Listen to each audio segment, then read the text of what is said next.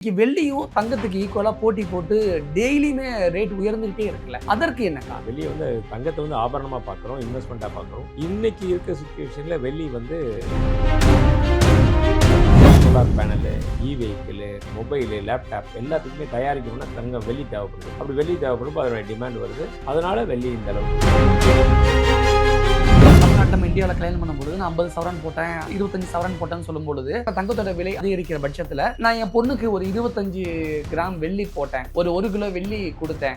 அப்படி போட்டு இப்படிதான் பேச்சு மாறும். கண்டிப்பா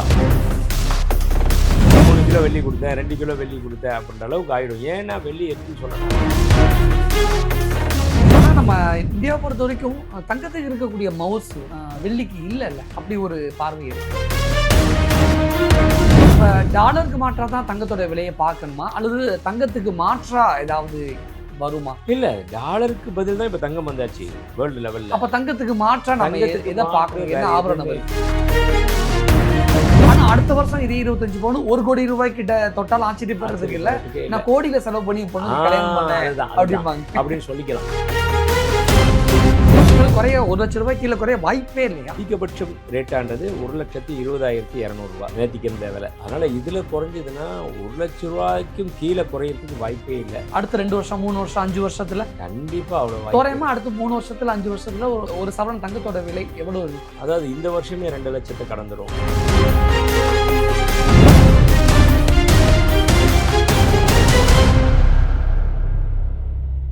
முன்னாடியெல்லாம் நம்ம செய்திகளை பார்ப்போம், தங்கத்தோட விலை 500 ரூபாய் உயர்ந்தது, 1000 ரூபாய் உயர்ந்தது, ஆனால் வெள்ளி விலையில் எந்த மாற்றமும் இல்லை அப்படின்னு நம்ம பார்ப்போம். ஆனால் இன்னைக்கு வெள்ளியும் தங்கத்துக்கு ஈக்குவலாக போட்டி போட்டு டெய்லியுமே ரேட் உயர்ந்துகிட்டே இருக்குல்ல, அதற்கு என்ன? வெள்ளிக்கு வந்து தொழிற்சாலை பயன்பாடு நிறைய வந்துருச்சு. அதனால வெள்ளியை வந்து தங்கத்தை வந்து ஆபரணமாக பார்க்குறோம், இன்வெஸ்ட்மெண்ட்டாக பார்க்குறோம்.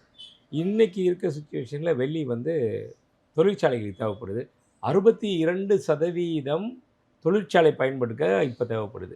கோல்டு பொறுத்த வரைக்கும் வெறும் 2% தான் தொழிற்சாலை, மற்ற 98% ஆபரணமாகவோ இல்லை இன்வெஸ்ட்மெண்ட் ஆங்கிள்லேயோ மட்டும்தான் பார்க்கப்பட்டது. வெள்ளி இன்னைக்கு 62% இதுக்கெல்லாம் தேவைப்படுது. அதனால வெள்ளியினுடைய விலை உயர்ந்து, தொழில் சார்ந்த நிறுவனங்கள் அதிகரிச்சதுனால, தொழில் சார்ந்த பயன்பாடு அதிகரிச்சது தான் வெள்ளியோட விலை உயர்வுக்கு காரணம். 100%.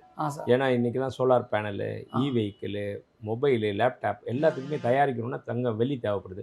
அப்படி வெள்ளி தேவைப்படுறப்போ அதோட டிமாண்ட் வருது. அதனால வெள்ளி இந்த அளவுக்கு. கடையில் விற்கக்கூடிய இனிப்புகளை கூட இந்த சில்வர் அதுக்கெல்லாம் ரொம்ப ரொம்ப கம்மி.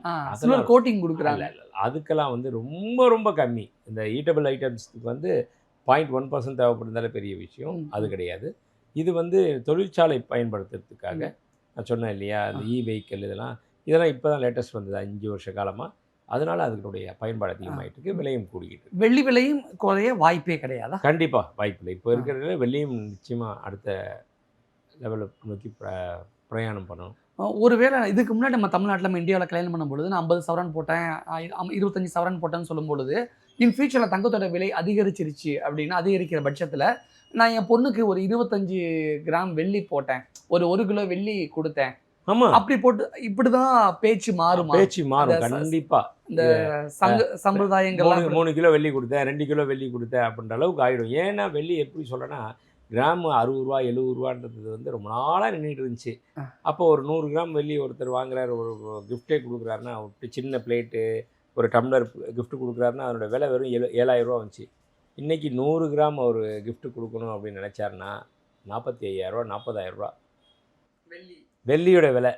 அதே 100 கிராம் பிளேட் வாங்கி கொடுத்தா 40,000 ரூபா அப்படின்றப்போ அதனுடைய இதை கண்ட்ரோலே பண்ண முடியாது. ஆனால் நம்ம இந்தியாவை பொறுத்த வரைக்கும் தங்கத்துக்கு இருக்கக்கூடிய மவுஸ் வெள்ளிக்கு இல்லைல்ல, அப்படி ஒரு பார்வை இருக்குல்ல. கண்டிப்பாக அது வந்து நமக்கு கோல்டு வந்து சிறந்த ஒரு காரணம். வந்து நம்மளுடைய அன்றாட லைஃப் ஸ்டைலுடைய பயன்பாடு இதுதான். இதுக்கு இதிகாச காலத்துல தங்கம் வந்து வந்துருச்சு அந்த அளவுக்கு. அதனால அதை நோக்கி பிரயாணம் பண்ணிட்டு இருக்கு. வெள்ளிக்கு இந்த இது மட்டும் தான் மக்கள்கிட்ட ஈர்ப்பு வந்து கோல்டு தான் ஃபர்ஸ்ட் இடம். ரெண்டாவது என்ன காரணம்? அது இல்லை, அது வந்து நம்ம பிளட்டில் ஊறி போயிடுச்சு. அதுதான் ஏன் அந்த மைண்ட் செட் வந்துச்சுன்னு கேட்கு. இல்லை, அது மைண்ட் செட் வந்துச்சுன்றதுக்காக காரணம் நம்ம சொல்ல முடியாது. இன்னைக்கு நேற்று இல்லையே, பல 5000 வருஷத்துக்கு முன்னாடியிலேருந்து வந்திருக்கு. அதை வந்து ஒரு ப்ரூவ் பண்ணப்பட்டது. அந்த வெள்ளி கோல்டு பொறுத்த வரைக்கும் எப்படின்னா, நெருப்பில் போட்டு கொளுத்தினாலும் சரி, தண்ணியில் இருந்தாலும் சரி, எத்தனை வருஷங்கள் இருந்தாலும் அதனுடைய நிறமும் மாறாது, குணமும் மாறாது.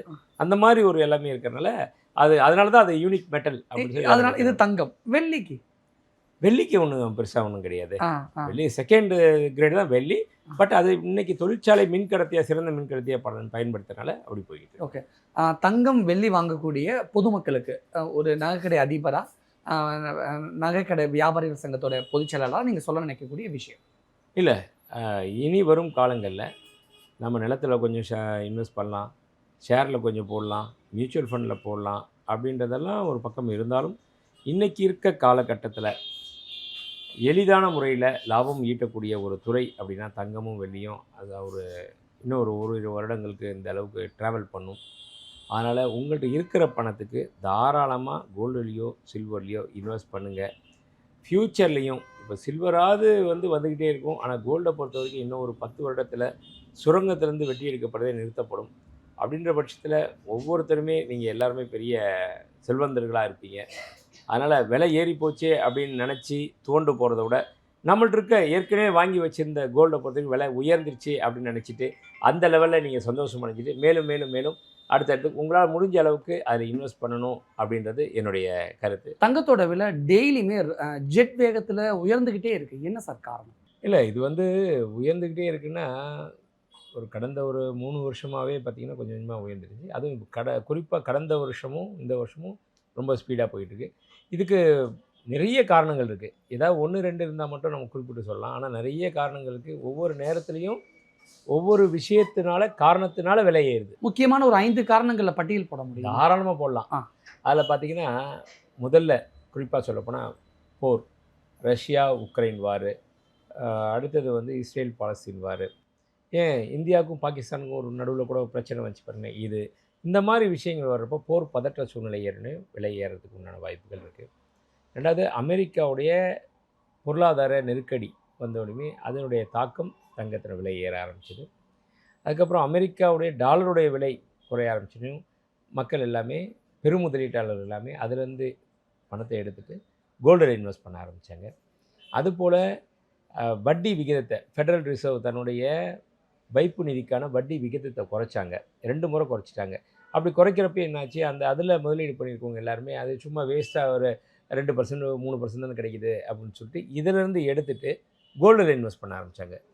அந்த மாதிரி பல விஷயங்கள். ஏன் அவ்வளோ இதுக்கு மற்ற நாடுகள் எல்லாருமே, அதாவது China, Russia, Norway, Italy, India எல்லா நாடுகளுமே தங்கத்தில் இன்வெஸ்ட் பண்ண ஆரம்பித்தாங்க. ஏன்னா இன்றைக்கி குளோபல் கரன்சி கோல்டு தான். அமெரிக்கா டாலரை அதன் மேலே நம்பிக்கை இழந்து போயிட்டாங்க. அதனால் வந்தாச்சு. இது ஒரு பக்கம்லாம் இருக்கிறப்போ அமெரிக்க அதிபர் டொனால்டு ட்ரம்ப் பல்வேறு விதமான டேரிஃப் வார் விதித்தார். ஒவ்வொரு நாடு மேலேயும் ஒவ்வொரு வாட்டி ஒரு 10 நாளைக்கு ஒரு தடவை ஒரு கண்ட்ரி மேலே இத்தனை சதவீதம் வரும் வரி போடும், இம்போர்ட் டியூட்டி அப்படின்னாங்க. அப்புறம் சைனா மேலே 50%, 75, 100, 150% அப்படிலாம் ஒவ்வொரு அறிக்கை வர வர வர தங்கத்தினுடைய பாதிப்பு. இந்தியா மேலேயும் போட்டாங்க. அதே மாதிரி இந்தியாவில் யாரெல்லாம் H1B விசா வச்சு போகிறாங்களோ கம்பல்சரி நுழைவு கட்டணமாக 92 லட்சம், அதாவது நியர்லி 1 கோடி ஆயிடுச்சு. இதை அந்த கம்பெனிக்கு செலுத்தணும், இல்லாட்டி யார் வர்றாங்களோ வேலைக்கு அவங்க செலுத்தணும் அப்படின்ற அளவுக்கு அந்த மாதிரி போட்டாங்க. அப்புறம் இந்த கோல்டன் விசா அறிவித்தாங்க. அதுக்கு இத்தனை கோடி ரூபா கொடுத்தா கோல்டன் விசா தரேன். இந்த மாதிரி பல்வேறு சூழ்நிலைகள் வர வர வர தங்கத்தினுடைய தாக்கம் எல்லாமே தங்கத்தில் வர ஆரம்பிச்சிது. தங்கத்தினுடைய விலை கிடுகிடுன்னு விலை உயர்ந்து எப்போல்லாம் பொருளாதார நெருக்கடி வருதோ அந்த மாதிரி நேரத்தில் எல்லாருமே கோல்டு பக்கம். இது மட்டும் இல்லாமல் முக்கியமாக சொல்லப்போனால் ரியல் எஸ்டேட், ஃபினான்ஸு, பங்குச்சந்தை இது எல்லாமே டவுன் ட்ரெண்டில் போகும். அதில் இன்வெஸ்ட் பண்ணியிருக்கவங்க எல்லாமே அதில் எவ்வளோ தான் லாஸில் பார்ப்பாங்க. இமீடியட்டாக ஏதாவது ஒரு ப்ராஃபிட்னா கோல்டில் எடுத்து போட்டு கோல்டு பக்கம் திரும்ப ஆரம்பித்தாங்க. வேர்ல்டு வைடாக இந்த மாதிரி பல்வேறு காரணங்கள் வர வர தங்கத்தினுடைய விலை கொஞ்சம் கொஞ்சமாக உயர்ந்தது போக ஸ்பீடாக உயர்ந்து வரலாறு காணாத அளவுக்கு தினம் தினம் போய்கிட்டே இருக்குது. உலக பொருளாதாரத்தை ஒப்பிட்டு பேசும்பொழுது சில பேர் சொல்கிறாங்க, அமெரிக்காவை பொருளாதார ரீதியாக எதிர்கொள்ள முடியாமல் சீனா பண்ணக்கூடிய ஒரு பிளான், ஒரு சதி திட்டம் தான் தங்கம் விலை உயர்வுக்கு காரணம்னு சொல்கிறாங்க. இதில் உலக அரசியல் இருக்காது. இல்லை, இதில் ஜியோ பாலிட்டிக்ஸ் இருக்குது. ஜியோ பாலிட்டிக்ஸ்னால தான் இந்த விலையும் உயருது. ஆனால் சைனா மட்டுமே பண்ணுறதுனால விலை உயரலை. ஏன்னா அப்படி இருந்தால் சைனாவே உங்களுக்கு வாங்க மாட்டான்ல.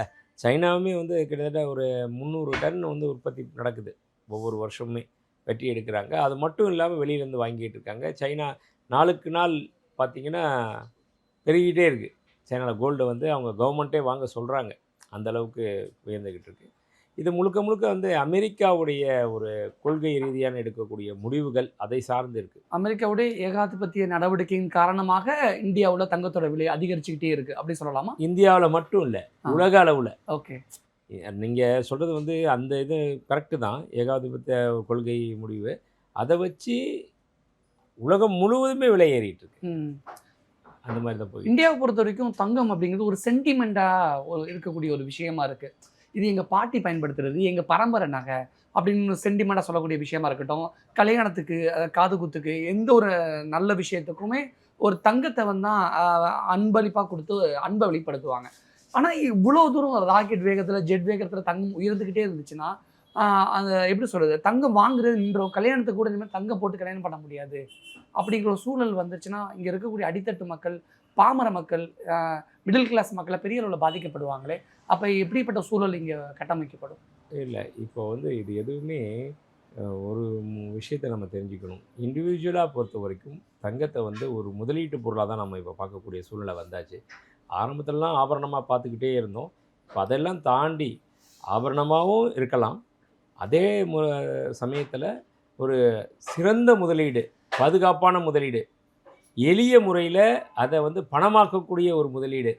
மற்ற விஷயங்கள் எல்லாமே ஒரு லேண்டில் போட்டோம்னா கூட அது விற்கிறப்ப தான் வெயிட் பண்ணி வாங்கணும், பணம் வரும். ஷேர் மார்க்கெட்டில் போனால் கூட T+2 வாங்க, அதாவது transaction plus 2 days 3 days time, அப்போ தான் நம்ம அக்கௌண்ட்டில் பணம் வரும். இந்த மாதிரி பல்வேறு விஷயங்கள் அது கூட எல்லாமே கரெக்டாக இருக்கணும்ல. ஆனால் கோல்டில் ஒன்று பண்ணால் மட்டும்தான், அடுத்த ஒரு 1/2 அன் ஹவர் 1 ஹவரில் பணம் வேணுன்னா கூட ஈஸியாக கொண்டு போய் தங்கத்தை விற்றுட்டு பணத்தை, நமக்கு தேவையான பணத்தை எடுக்க முடியும். அதனால தான் வந்து தங்கம் வந்து இன்றைக்கி விலை வரலாறு காணாத அளவுக்கு போய்கிட்டு இருக்கு. இந்த ஒரு விஷயத்தை வந்து மக்கள் மட்டும்தான் முதல்ல பார்த்துக்கிட்டே இருந்தாங்க. ஆனால் இப்போ எல்லாமே நாடுகளுமே அதை வந்து முன்னிறுத்தி பர்ச்சேஸ் பண்ணி, ஏன் நம்ம இந்தியா பார்த்திங்கன்னா ரொம்ப நாளாக வந்து ஒரு 5 வருடத்துக்கு முன்னாடி வரைக்கும் பார்த்திங்கன்னா 720 டன் நகை தான் வச்சுருந்தாங்க, கோல்டு தான் வச்சுருந்தாங்க நம்மளுடைய இருப்பா. ஆனால் அப்புறம் சடன்னு அதை கொஞ்சம் உயர்த்தி, அது அரசாங்கம் செய்த மிகப்பெரிய நல்ல வேலை அப்படின்றது வந்து அது இன்றைக்கி நம்ம கையில் வந்து 876 டன்னாக கொண்டு வந்தாங்க 2025 மார்ச் 31 நிலவரப்படி. அதுக்கப்புறமும் திருப்பி தங்கத்தை வாங்கி இன்றைக்கி 880 டன் நம்ம வச்சு முதல்ல நம்ம 11வது இடத்துல இருந்தோம் உலகத்திலேயே. ஆனால் இன்றைக்கி 8வது இடத்துல இருக்கோம். அதெல்லாம் பெருமைப்படக்கூடிய ஒரு விஷயங்கள். அப்படின்றப்போ ஒரு நாடே இவ்வளோ யோசித்து கோல்டை வாங்குறாங்கன்னா, வீட்டில் இருக்க நாம் எவ்வளோ முடியுமோ நம்மளால், 1 பவுன் வாங்கணும்னு நினைக்கிறோமா 1 பவுன், இல்லை வாங்க முடியல அதுக்குள்ளே ரேட்டு ஏறி போச்சுன்னா 1/2 பவுன் வாங்குங்க. அதுவும் ரேட்டு ஏறி போச்சா 1/4 பவுன் வாங்குங்க. ஆக மொத்தத்தில் இன்வெஸ்ட்மெண்ட்ன்றதுலேயும் வருங்காலத்தில் மிகப்பெரிய ஒரு ஆளும் சக்தியாக இருக்கிறது கோல்டு மட்டும்தான். அதனால் கோல்டில் ஒவ்வொரு கிராமாக கூட இன்வெஸ்ட் பண்ணுறது நல்லது. ஏன்னா சாமானியர்களை பொறுத்த வரைக்கும் முதல்லலாம் பவுனாக வாங்கிட்டு இருப்பாங்க, சவரனாக. இப்போ அது போய் கிராம் வாங்க முடியுமா? பரவாயில்ல, கிராம் வாங்குங்க. நாளைக்கு குண்டுமணி தான் வாங்கக்கூடிய சூழ்நிலை வந்தால் கூட குண்டுமணியாக சேர்த்து வைங்க. அதான் சொல்லுவாங்க ஒரு பழமொழி, வைரம் வந்து உலகத்திலேயே காஸ்ட்லியானது, ஆனால் அந்த வைரம் வந்து போராக கிடைக்கிறது இல்லை, குண்டுமணியாக தான் கிடைக்கும். அது வந்து எடுத்ததுமே இவ்வளோ பெரிய கட்டி வந்து வைரம் கிடைக்கிறது இல்லை, சின்ன பீஸ் தான் இப்படி கிடைக்கும். ஏதோ 1, 2 இது தான் வந்து ஒரு இது இருக்குது பாருங்கள், டைமண்ட்லேயே விலை உயர்ந்த கோகினூர் டைமண்ட் சொல்கிறோம் இல்லையா, அந்த கோகினூர் டைமண்டுடைய சைஸ் என்ன? இதோ இந்த மவுஸ் இருக்குது பாருங்கள், இந்த மவுஸ்லேயே பாதி சைஸ் தான், ஒரு 105 கேரட், பாதி கூட இருக்காது, கால்வாசி சைஸ் தான் அந்த கோகினூர் டைமண்டுடைய சைஸு. அதுதான் உலகத்திலேயே மிகப்பெரிய வைரம், மிக விலை உயர்ந்த வைரம். அப்படின்றப்போ மற்றது எல்லாமே சின்ன சைஸாக தான் கிடைக்கும். அது மாதிரி குண்டுமணியாக ஏன் சொல்ல வரேன்னா, குண்டுமணியாக கிடந்தால் கூட அதெல்லாம் ஒன்றா சேர்த்துனா சிறுதுளி பெருவெள்ளம். அது மாதிரி தங்கத்தில் இன்வெஸ்ட் பண்ணுறது என்றைக்குமே அது வீண் போகாது, நல்ல விஷயம். அவங்கவுங்க சக்திக்கு தகுந்த மாதிரி அதை பண்ணுறது நல்லது. நீங்கள் சொல்கிறத பார்த்தா இன்னும் ஒரு 6 மாதத்தில், இன்னும் ஒரு வருஷத்தில் 2 லட்சத்தை ஒரு சவரன் தங்கத்தோட விலை தாண்டும் போலே. கண்டிப்பாக இப்போ இருக்கிற சுச்சுவேஷனே பார்த்தீங்கன்னால அப்படி தான் இருக்குது. எத்தனை நாளில் 2 லட்சம் ரூபாய்? ஒரு 2 லட்சம்ன்றது இந்த வருஷத்துக்குள்ளேயே வந்துடும். இந்த வருஷத்துக்குள்ளேயே வரும். ஏன்னா ஸ்பீடாக போய்கிட்டு இருக்கு, அந்த மாதிரி போய்கிட்டு இருக்கு. நம்ம சுமார் சொல்ல போனோம்னா ஜனவரி 1 2026 பார்த்தோம்னா ஒரு கிராம் 12,440 ரூபா இருந்துச்சு. இன்றைக்கி 21% விலை உயர்ந்திருக்கு, 14,960 ரூபா. அப்படி இருக்கும் பட்சத்தில் இன்னும் வரக்கூடிய நாட்கள் எவ்வளோ தங்க தேவைகள் இருக்குது, தங்கத்தில் நிறைய மாற்றங்கள் ஏற்பட போகுது, இன்டர்நேஷ்னல் மார்க்கெட்டில் அதுக்கு டிமாண்டும் வரப்போகுது. அப்படின்றப்போ இந்த 2,00,000ன்றது இந்த வருடத்துக்குள்ளேயே கண்டிப்பாக வந்துடும் அப்படின்றது என்னுடைய கணிப்பு. தங்கத்தோட விலை குறைவதற்கு வாய்ப்பே இல்லையா? விலை குறையும். எப்படியோ எவ்வளோ குறையும்னா, ஒரு 5லேருந்து 10% விலை குறையும், அவ்வளோதான். ஒரு ரூ. 100 ரூ. 200 குறையுதுன்னா, அடுத்த 4 நாளே திருப்பி ரூ. 500 விலை உயர்ந்துருதுல்ல. உயர்ந்துருது. அதுக்கு முன்னாடியே உயர்ந்துருது. நான் எப்படி சொல்லுவேன்னா, அதை நீங்கள் சொல்கிறதுலேயே சின்ன ஒரு கருத்து மாறுவேன். முதல்ல ரூ. 1000 ஏறிடுது. அதுக்கப்புறம் பார்த்தீங்கன்னா, ஒரு ரூ. 250 இறங்குது. அப்புறம் திருப்பி ஒரு ரூ. 500 ஏறுது. அப்புறம் ரூ. 100 இறங்குது. இப்படி தான் இப்போ இத புரிஞ்சுக்கவே முடியல. கடந்த ஒரு 1½ வருடங்களா பார்த்தீங்கன்னா, இப்படி தான் போய்கிட்டு இருக்கு. அது வந்து சில பேர் அதில் கருத்து கூட சொல்லுவாங்க. நம்மலாம் தங்கமே வாங்காமல் இருந்தால் அதெல்லாம் விலை குறைஞ்சிரும். அதெல்லாம் அவங்களுடைய இதுக்கு எட்டுனது அவ்வளோதான். அப்படி கிடையாது. நான் அதுக்கு தான் பதில் சொல்லுவேன். தங்கமே வாங்காமல் இருந்தால் கூட விலை குறையாது. ஏன்னா இது வந்து இன்டர்நேஷ்னல் மார்க்கெட்டில் இருக்கிற ரேட்டு. இன்னொரு முக்கியமான விஷயம் என்னென்னா, கொரோனா காலம் வந்துச்சு. அந்த கொரோனா காலத்தில் யார் தங்கம் வாங்கினா? ஒரு பையிலும் தங்கம் வாங்கலை. ஏன்னா சாப்பாடு கிடைக்கிறது பெரிய விஷயம். அரிசி பருப்பு இதை தான் நம்ம சேமித்து வச்சோம். உண்மையும் கூட.